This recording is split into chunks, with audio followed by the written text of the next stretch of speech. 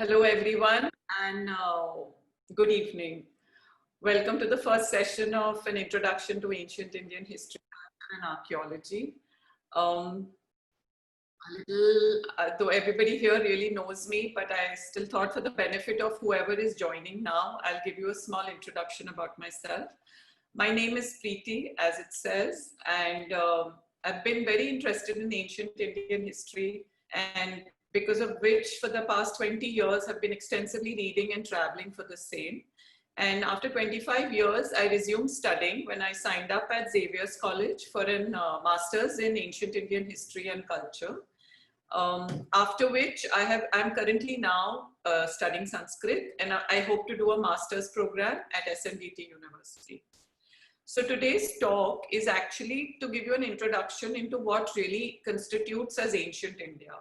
And I'm going to go back to the really very beginning as to how the subcontinent really came into being.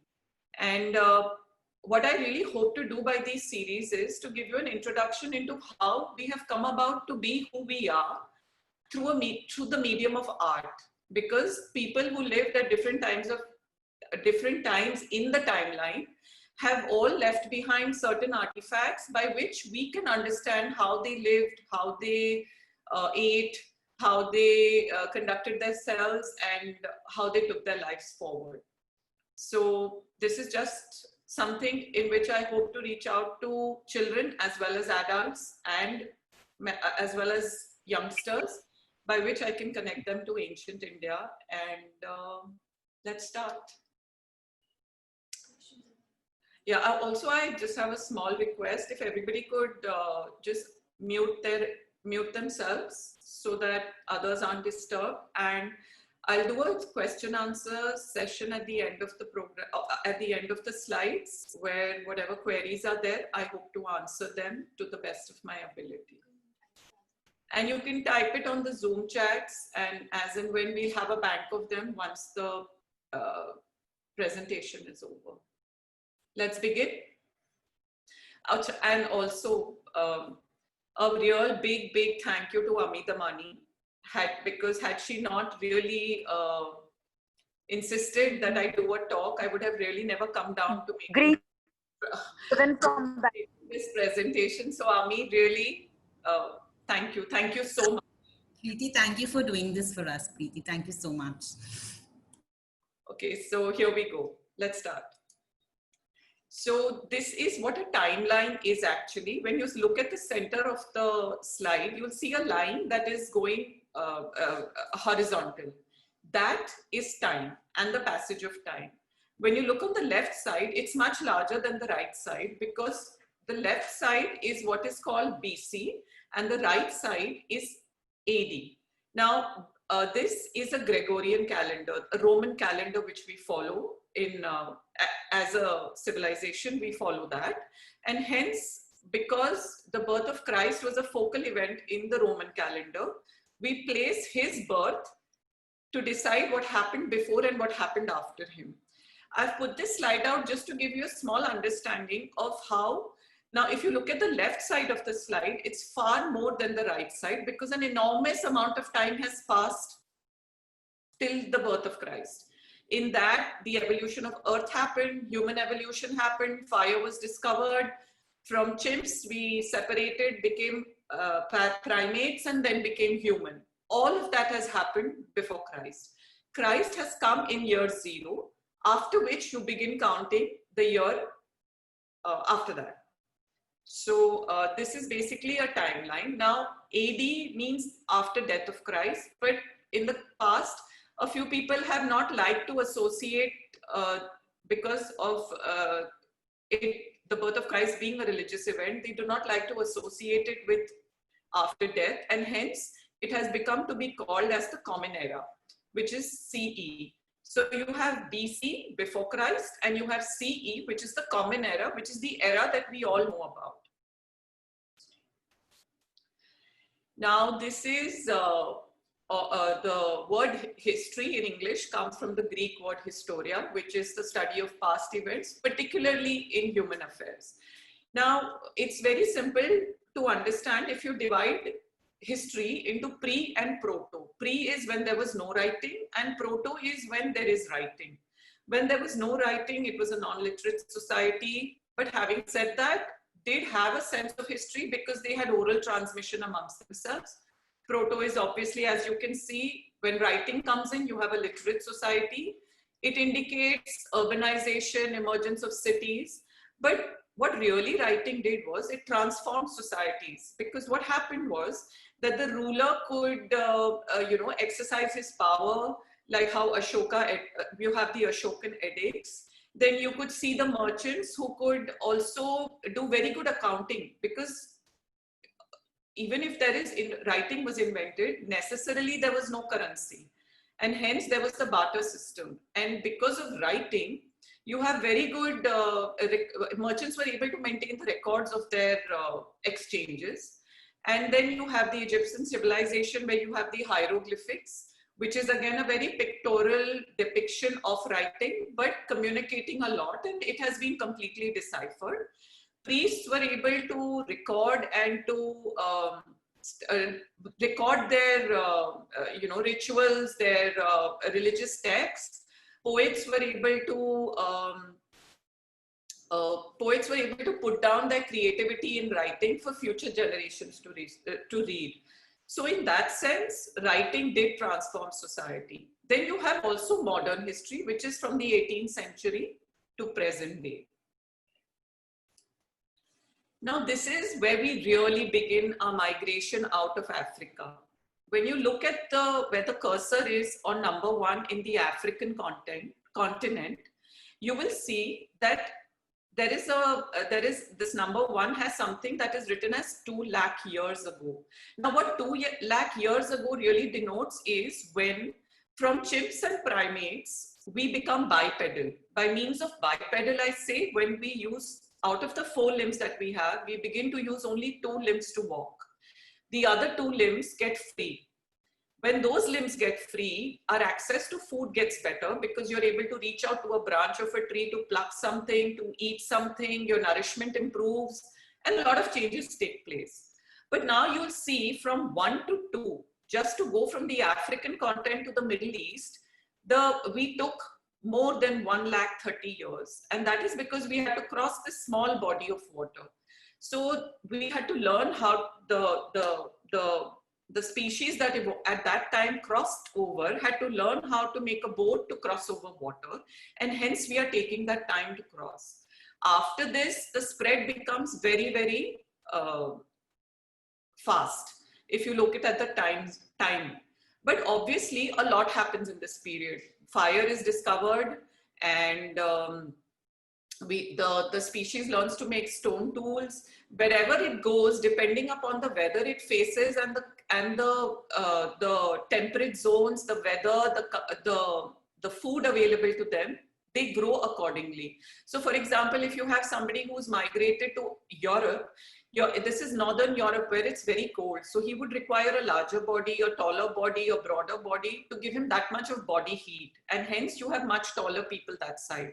But if you come on the right side, say probably you come down here where there is Indonesia, or, these areas where it is not so cold, but it's actually warm, then you'll have thinner, leaner, shorter people because of the weather around them. Also, what happened over here was that as we traveled and as we accustomed ourselves to the areas that we lived behind, our skulls underwent transformation. So the jaws became smaller because discovery of fire made us cook our food instead of eating it raw. And when you cook your food, you don't have to have the same amount of jaw strength. So jaws reduced, brains enlarged, and our progress continued. It seems like a lot of years passed, really, till we come to the point where we can become what we are today as Homo sapiens.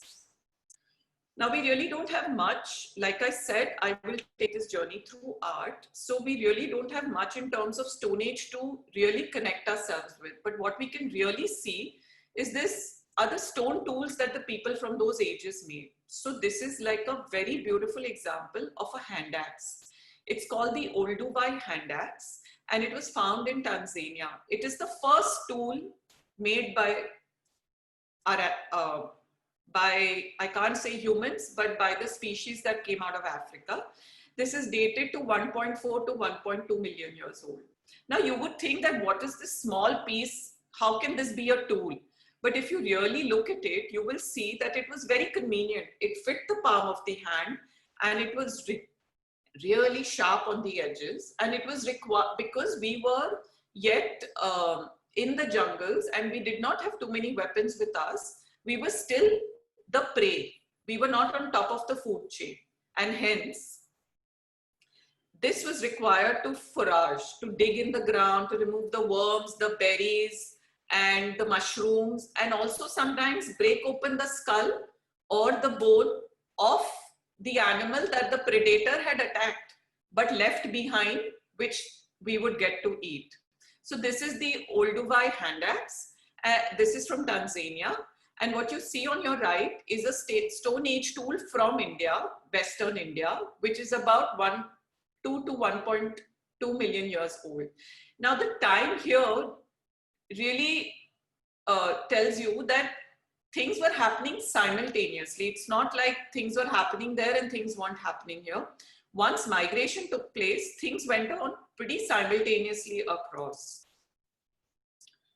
Now, these are the 4 major civilizations, the river civilizations in the world. So now this I am talking about after the agricultural revolution, after we discovered to grow wheat, which we call as the agricultural revolution. So you have Egypt on the river Nile. You have Mesopotamia on the Euphrates and the Tigris. You have Indus Valley, which is in the Indian subcontinent on the river Indus. And you have the Yellow River civilization, which is present-day China on the river, Yellow River. Now, if you look at all these 4, they were contemporary to each other. They were all simultaneous a couple of years here and there. But what comes to note is they are all near very big water bodies and themselves on rivers. Now, these rivers would break banks and flood the plain land with alluvial soil, which would be very good for farming. And these were very prosperous civilizations. They were very advanced civilizations and they traded. Now, if you look at Indus Valley, which is India's subcontinent, doesn't seem very far from Mesopotamia. And Indus Valley had trade relations with Mesopotamia. It discharged into the Arabian Sea here. Similarly, for Egypt, came down here and had trade connect. There is evidence of trade with all 3 of these civilizations in the artifacts that have been left behind. Now, this is India. Now, we come into the Indian subcontinent. If you look at India's map, you will, so this is a map. If you notice, there are no lines here. There is no China, there are no countries. I'm talking about a time when there were no lines drawn and there were no nations as we know nations today. So these are the Himalayan mountains, which go from east to west. We have the Hind Kush that is here. These mountains that you see are the Hind Kush. We have 2 major rivers. We have the Ganga and the Indus. The Indus originates in northern India and goes uphill for a while and then comes down and flows into Pakistan and discharges into the Arabian Sea. Now, what the Himalayas and the Hind Kush did was created a very natural boundary for India. But that does not mean it isolated India, because trade has always happened. People learned to cross over all these high peaks for trade, and the various monasteries tell us that. But what it did for India was, it gave it a very secluded culture. It gave it an identity of its own, very different from that of the other Southeast Asian nations. So you have the Ganga River. Also, one of the tributaries is the Yamuna. And the Yamuna, between the Ganga and the Yamuna is what you call the Doab region, which is where you have the Aryavarta, where all the major action in India takes place. These are the 5 tributaries that contribute to Indus, which form the great state of Punjab. Panj meaning 5, Ab meaning water in Sanskrit. The Indus Valley civilization was along the Indus as well as in Thar Desert. The Thar is a desert today, but was very not a desert when the Indus Valley prospered. Now this is a timeline of India.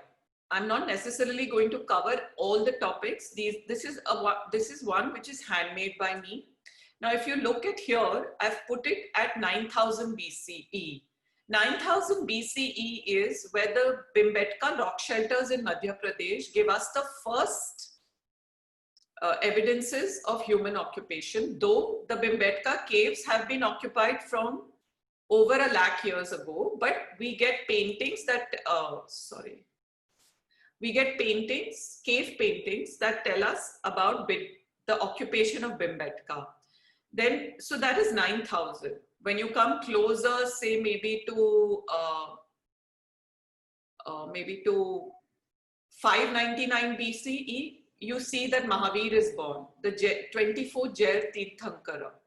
If you come even further down, you will see somewhere near, say, 333 BCE, where Alexander arrives in the northwest region of India. What I'm trying to tell you is that in this timeline, I have tried to fix in all these various days, all these various events actually that happened in our past, which shaped the way we are today. I will, in my coming sessions, I will go through section-wise how these things come about. But for example, today what I'm going to stop at is the Bhimbetka rock shelters and Indus Valley. So this is a timeline, and you can see how I have from 9000 come down to 321, which is the Mauryan Empire. Now here, similarly, when Ashok becomes king, right down to 2020, where we are today. Here I have Ashok becomes king, then I have the birth of Christ at 0 date here, year 0. And then I have the Gupta dynasty, which was the golden age, the first golden age in India.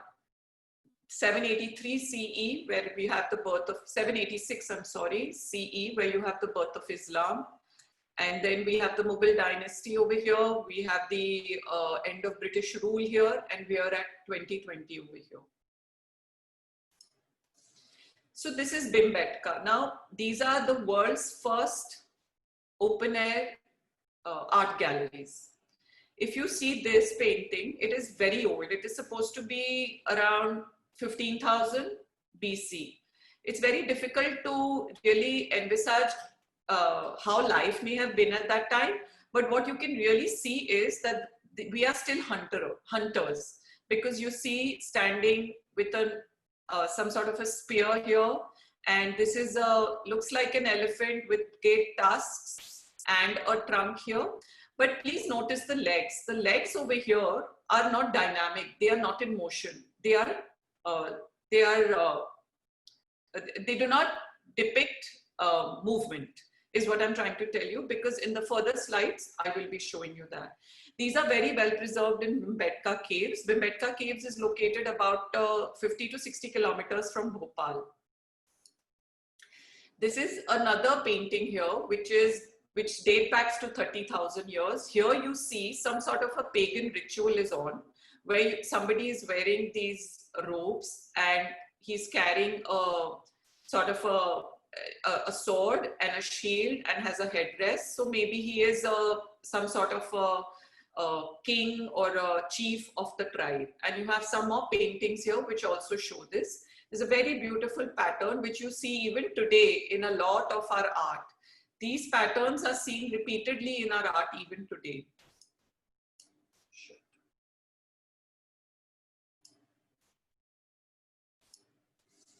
Now this is a much later painting on the cave paintings. Over here, horses are seen for the first time. Now, if you look at these legs are dynamic, which means that even the artists were improving as they were painting. This is a king who's sitting on the horse, and he has a sort of a regal sort of a canopy on his horse with an umbrella which is covering him like a Chhatrapati, and he has followers behind him. There's a beautiful cat painted over here, and there are basically, the figures do appear as stick figures, which you even see today in our Varli paintings. This is the Burzahom settlement in Kashmir. This dates back to 6000 BCE. Now, it is said that the Kashmir Valley was once a very large lake, which was desiccated by sage Kashyap, and he invited the Brahmins to come and stay there. Now, this is a mythological story, but it so goes like that. And when you look at this stone painting done by an artist, you will notice that there are two suns here. And you wonder that why did the artist paint two suns? Was a supernova phenomenon, did a supernova phenomenon occur on that day? And also, if you look at this dog, he has 3 legs. So one wonders why an artist would paint it like that. Now this sun is painted half and this sun is painted full. So maybe, this is a continuous style of painting where they are depicting the different hours that they would go to hunt. Now this is a stag that is getting attacked by a hunter from the front with his bow and his arrow, which is still rudimentary. And behind stands another person with his hand on his hip with a very long spear attacking him on this side.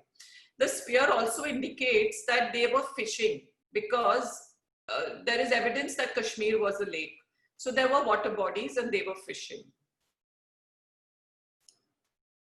Now we come in after Burzahom, we come to the Mehergarh settlement in Balochistan, which is now beyond Pakistan. This settlement was the precursor to the Indus Valley. Now, if you look at these beautiful pots that you see here, you see birds painted, you see these beautiful designs, which we still see in saris now, sari borders. And you see this fish, which tells us that though Mehergarh is in Balochistan now, which is a dry area, there was a time when it was filled with water because the fish that they paint here tells us that. These pigments are very beautiful. The yellow pigment is still very translucent. The first evidence of mother goddess worship, the mother goddess, comes from Mehergarh, where you have this statue of a sitting lady with looks like a child in her hand. These were part of burials, and this gives us this is the first image of the mother goddess that you will see in the coming centuries. This is the Indus Valley Civilization. There are these two, there is this beautiful bronze figurine that was discovered in Mohenjo-daro, and Sir John Marshall, the archaeologist and East India Company employee who discovered her, decided to call her the dancing girl. She has more than 29 to 30 bangles on her left arm. She stands with her right hand on her hip with a slight tilt to her body with jewelry. And she has a slight tilt to her face as well with the juda. But what really you can see from this is that she has been called the dancing girl, but she could have been a peasant because her hair is very neatly braided in a bun. And the look on her face is one of, like a tilt in her head. So she could be a proud lady, she could be a professional, she needn't have been a dance girl. This is the bust of a priest king, they call him now. He was called the priest king, which was found in Mohenjo-daro. Now, we do not dress like this. We do not dress like this in India or in the subcontinent. But we see this kind of dressing in Mesopotamia. So he may have been a guest in Indus Valley Civilization times in Mohenjo-daro, who may have come at an important event. If you look at the way his beard is and how beautifully it has been sculpted, in the Middle East, they still wear their beards like that. And this is a beautiful headdress on his head. These are terracotta and steatite seals that were discovered in the Indus Valley. If you look at this seal, this is a unicorn, a one-horned animal, a mythical unicorn. Next to him is a trough of water. And the designs that you see on him are, even now you see it on our art sometimes. And if you look at the right, this is a rhinoceros. Now, rhinoceroses are not found in the Thar Desert any longer, but it's on a seal in the Indus Valley, which goes to tell us that they were there at that time. And there's a miniature there's a miniature painting depicting Babur hunting rhinoceros as late as 15th century, which goes to tell us that these animals were found in the western regions of India at that time. If you look at you must be thinking, what is this? This is the pictorial language of the Harappan people, it's the script, which remains undeciphered. Look at the seal in the middle. It's a composite being. If you look at it, it's got the horns of a bull. It's got the face of a man with the eyes and the nose. The trunk could be of an elephant or could also be the hand of a man. The lapels over here belong to a stag, and the stomach belongs to this big stag. This belongs to a tiger, and the tail is in the shape of a snake. So this denotes how beautifully they have put the composite being together. Sometimes we see composite beings even on temples in India, but this is a beautiful example of a composite being. This particular motif of the jar repeatedly comes in the Harappan script. It is seen in several seals. This is here as well as here.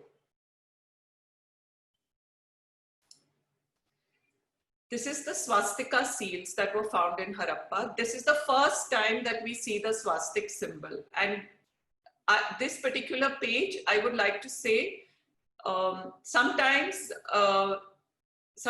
also historians and people who study this say that this could be the precursor to Hinduism in the following centuries in India, because the Vedic age follows the Indus Valley Civilization period.